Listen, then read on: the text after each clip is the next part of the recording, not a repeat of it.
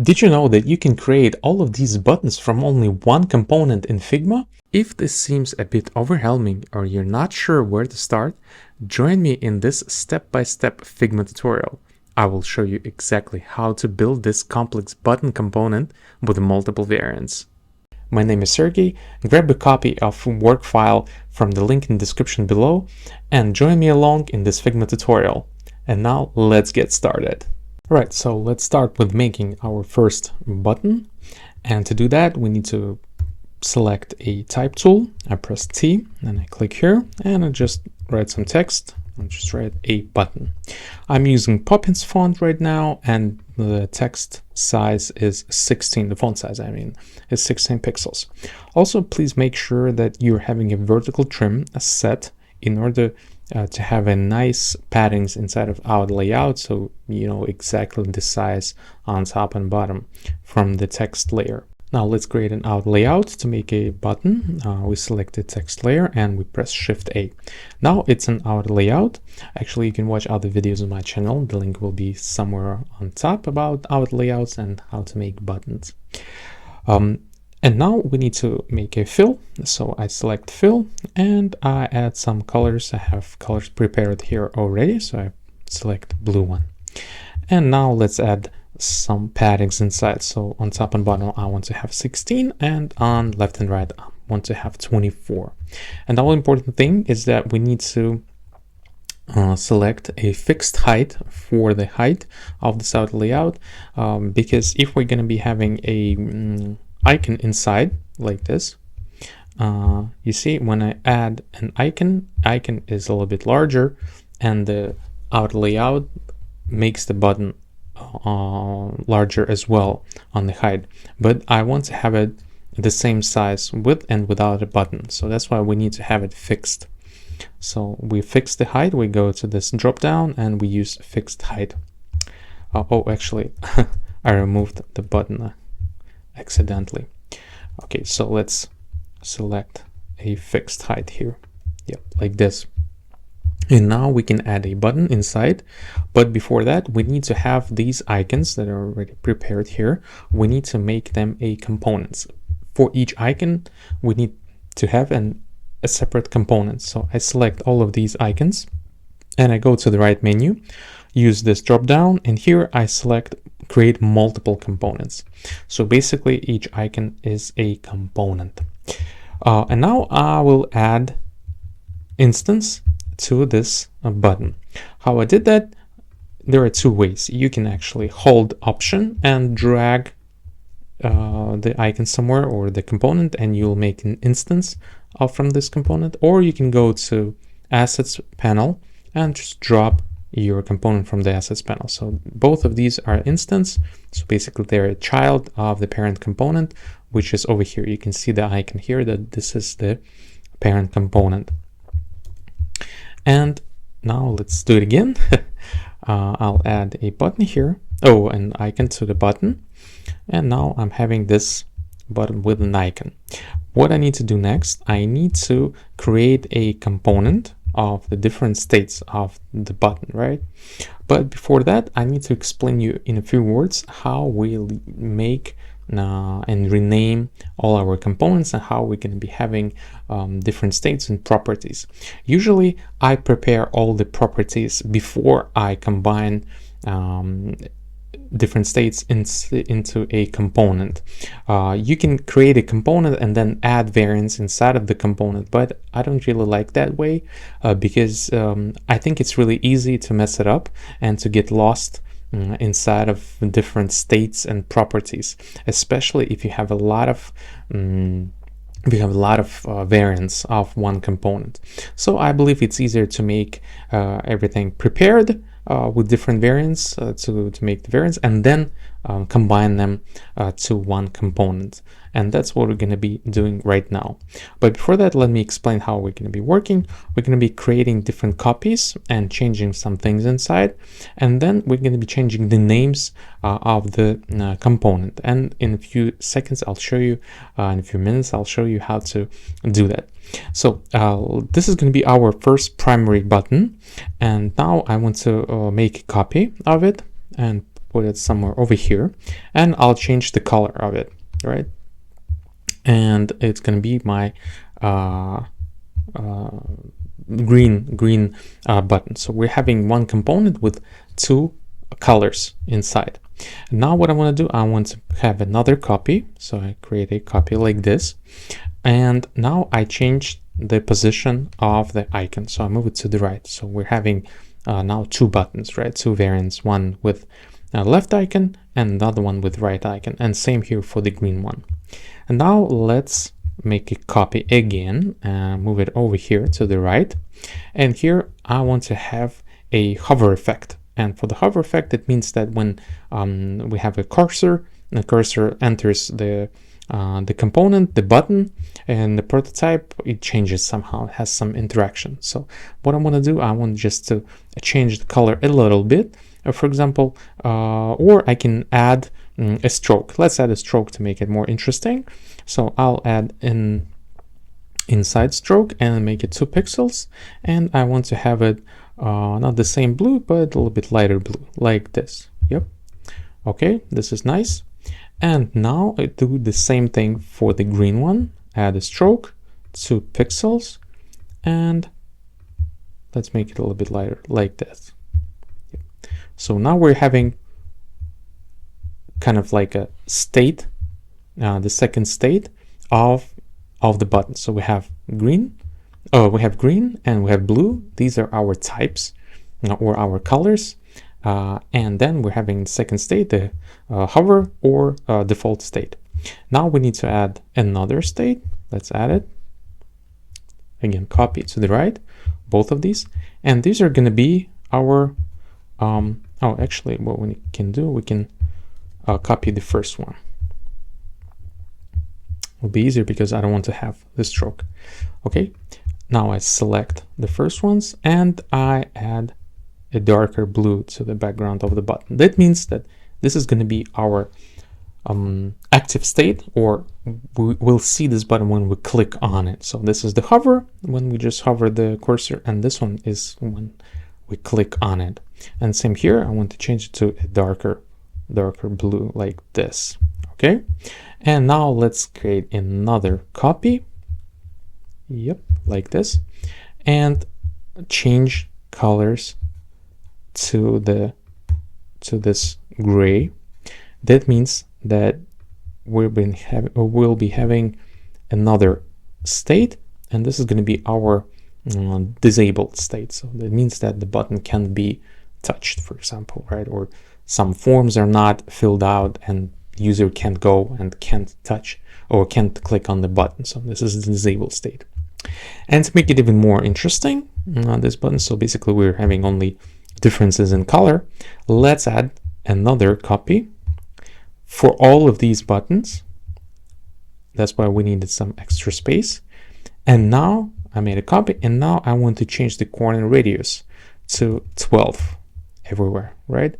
So now we're having green one and the blue button with straight corners and rounded corners. So now you see how many variants we're having right now already.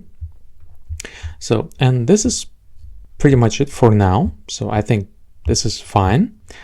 We can also add different things over here, you know, like making different states or adding maybe some effects or something like that. But we'll leave it like this for now, for this tutorial.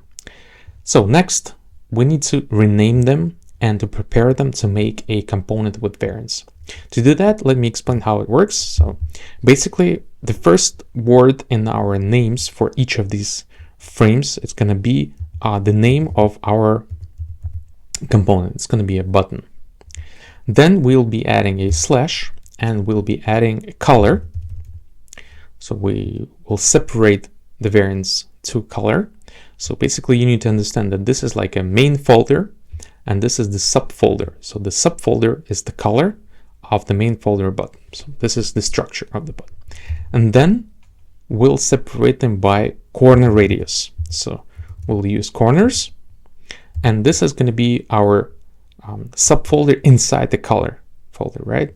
And everything else, both of these folders are inside of the button. Next, we're going to be having a type. It's going to be, or the state, for example, it doesn't really matter how you call it.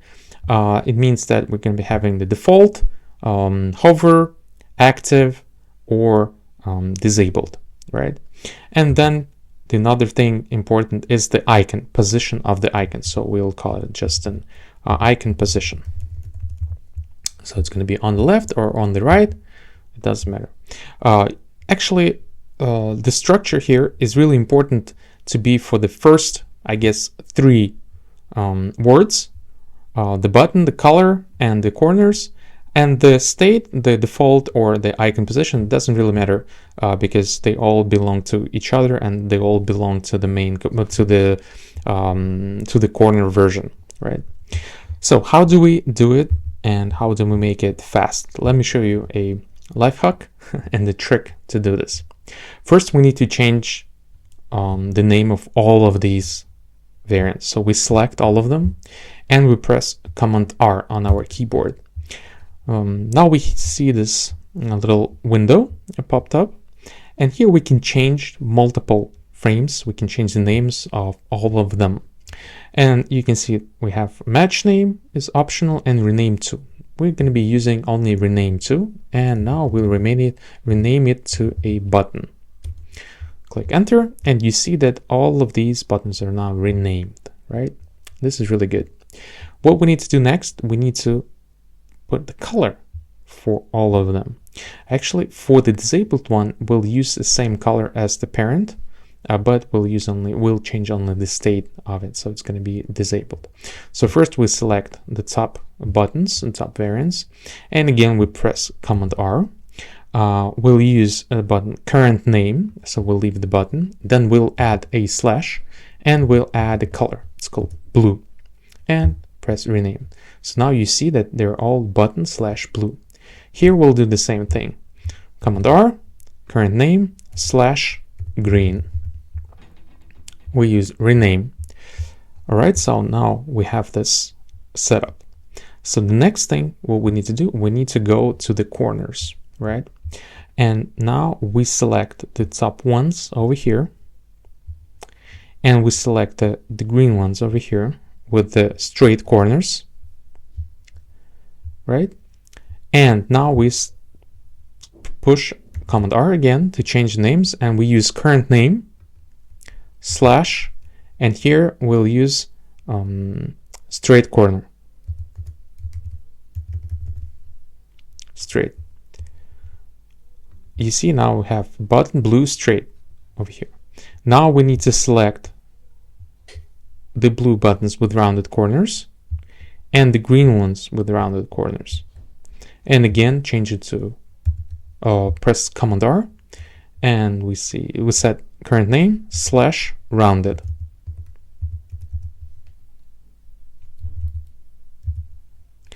Rename. All right, this is looking good.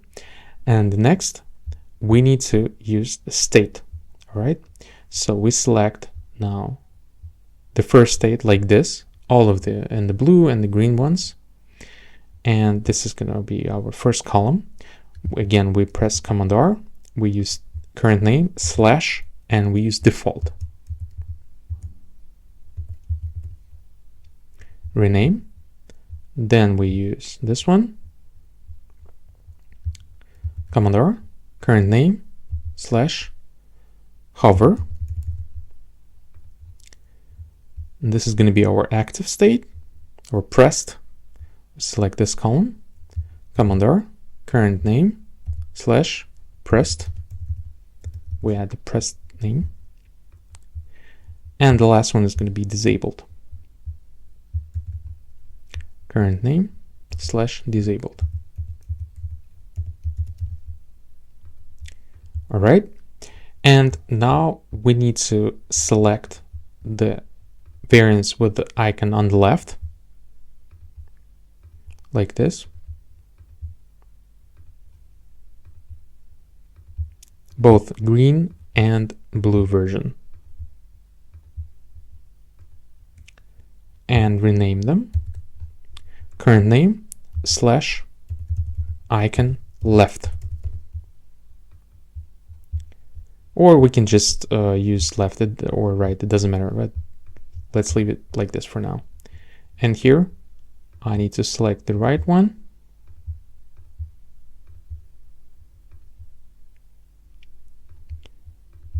Yeah, like this and like that. Again, change all, Command R, current name, slash, and let's just write right. So we are ready to make a component from all of these variants. This is the important thing. Before you do that, please check all the names. Those should be fine. All right. And now let's select all of them. Go to the right panel, and here use create component set. Now we have a component set. We see that we have a name of the component. This is our component. And on the right, we see different properties with the states already set. So this was pretty easy, right? So the first one we can change. We can call it a color. Second one, we can call it corners. Next, we'll call it state. And here, fourth property, we'll call it icon position. Oops. And here we can even change the name that we did before, so we'll leave it only values left and right. All right. Okay. So next thing, we need to add the toggle for the button or for the icon. We need to select one icon over here. You see on the first variant, and then on the right panel, you'll see this little icon that shows that you can do the multiple edit variants. We can click on it, and it will select all the instances inside of this component. And now what we need to do, we need to click this little icon over here in the appearance section. It's called create boolean property. We click on it, and here the name we can set to show icon, and the value will be true. And now we're going to be having a toggle that will show and that will hide the button, the icon. And now let's see how it works. So we go to our assets, we drop our button to our playground, and we can see all the states and all the properties of this component. So now what we can do, we can make a copy, different copies. And now what we can do, we can change the color. We can make it rounded corners. We can remove the icon. We can change the position of the icon. So we can play around with this button. And one more thing to show you, that since we're having this icon as a component, when I click on it over here, I can go to the right panel and I see that there is a search icon, right? It's the name of the layer, right? But when I click on it, I click on this arrow, I have a drop down, and I can change the icon inside of my